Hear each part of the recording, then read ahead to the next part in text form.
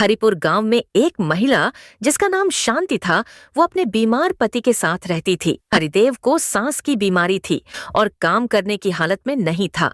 शांति अपने बीमार पति हरिदेव के इलाज और घर खर्च के लिए हर दिन सुबह शाम चौक पर पकौड़े का ठेला लगाती थी। शांति के बनाए गर्मा गर्म आलू बेसन के पकौड़े और इमली की चटनी गांव भर में मशहूर थे।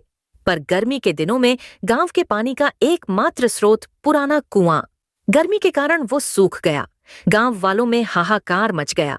तब गांव के सरपंच बलराम चौधरी ने घोषणा की, भाइयों, मैं जानता हूँ गांव में पानी का संकट खड़ा हो गया है, इसलिए मैंने फैसला लिया है गांव में हम हैंडपंप लगवाएंगे ताकि पानी की तकलीफ हमेशा के लिए खत्म हो जाए। सरपंच की बात सुन सभी लोग खुश हो जाते हैं, लेकिन हैंडपंप लगाने के लिए जो जगह चुनी गई वो वही थी जहां शांति अपना ठेला लगाती थी। हैंडपंप लगाने का काम राजू ठेकेदार को सौंपा गया।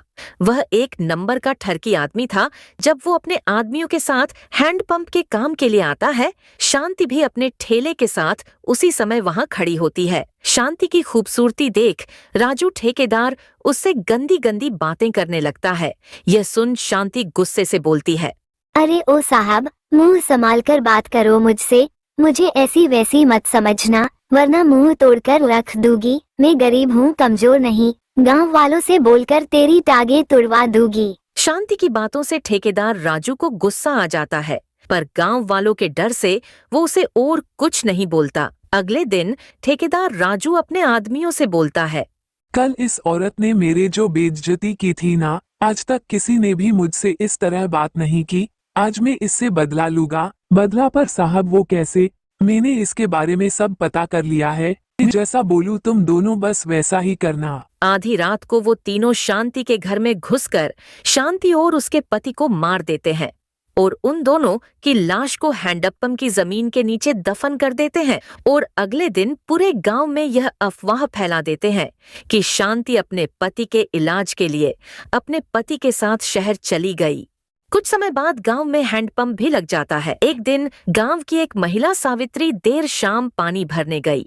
जैसे ही वो हैंडपंप के पास जाती है, उसके पीछे से दो लोगों की डरावनी आवाज आती है जो उसे पानी भरने से मना करने लगती है। सावित्री उन आवाजों से इतना डर जाती है कि उसने अपना घड़ा वहीं छोड़ दिया और घर लौट आई। अगली सुबह उसने अपनी सहेली गौरी को यह बात बताई। गौरी ने कहा, अरे तूने जरूर ज्यादा थकान में कुछ महसूस कर लिया होगा। तू पानी भरने नहीं चलना चाहती तो ठीक है, पर मैं चली। गौरी अकेले ही पानी भरने चली जाती है। जैसे ही वो हैंडपंप के पास पहुंचती है, उसके सामने एक चुड़ैल और एक भूत आ जाते हैं। चुड़ैल गुस्से से बोलती है, तुम गांव वालों को समझ नहीं आ रहा है क्या? इस हैंडपंप से कोई पानी नहीं भर सकता। जैसे तुम लोगों ने हमें भूला दिया, वैसे ही इस हैंडपंप को तुम लोग भूल जाओ। तभी भूत बोलता है, इन लोगों को इसे समझ नहीं आएगा, इन्हें सबक सिखाना पड़ेगा। इतना बोल भूत गौरी को अपने जादू से गायब कर देता है। इस तरह भूत और चुड़ैल गांव के कई लोगों को गायब कर देते हैं। इसी बीच सरपंच बलराम चौधरी गांव वालों से बोलता है, मुझे पता है गांव के लोग इस समय डरे हुए हैं, इसलिए मैंने पहाड़ी वाले साधु बाबा को बुलाया है। अब वो ही हमारी मदद करेंगे और वो ही हमें बताएंगे कि गांव के लोगों को कौन गायब कर रहा है। कुछ देर बाद साधु बाबा बालदत्त सरपंच बलराम चौधरी के पास आ जाते हैं और बोलते हैं, सरपंच जी, मैंने पता कर लिया है ये काम किसका है। ये काम एक चुड़ैल और एक भूत का है जो गांव के नए हैंडपंप के नीचे रहते हैं, और जो भी पानी भरने जाता है उन्हें वो चुड़ैल और भूत गायब कर देते हैं। यह बोल साधु बाबा सरपंच बलराम चौधरी को सारी बात बताते हैं। फिर साधु बाबा उन दोनों चुड़ैल और भूत को आवाज देते हैं। भूत और चुड़ैल वहां आ जाते हैं। शांति और हरिदेव, तुम दोनों के साथ गलत हुआ है, पर किसी भी गांव वाले ने तुम दोनों के साथ गलत नहीं किया। तुम गांव वालों को छोड़ दो, मैं तुम्हारी मदद करूंगा।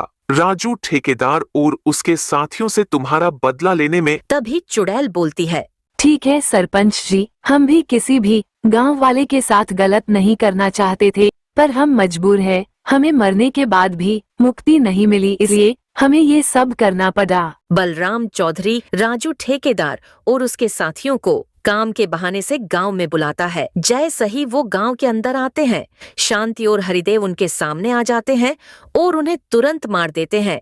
शांति और हरिदेव, तुम्हारा बदला पूरा हो चुका है, अब गांव वालों को छोड़ दो।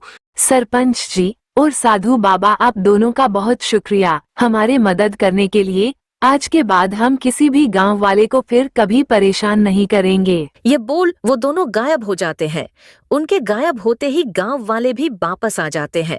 गांव वाले शांति और हरिदेव के कंकालों को हैंडपंप के नीचे से निकालकर उनका अंतिम संस्कार कर देते हैं। इसके बाद हरिपुर फिर से पहले जैसा हो जाता है।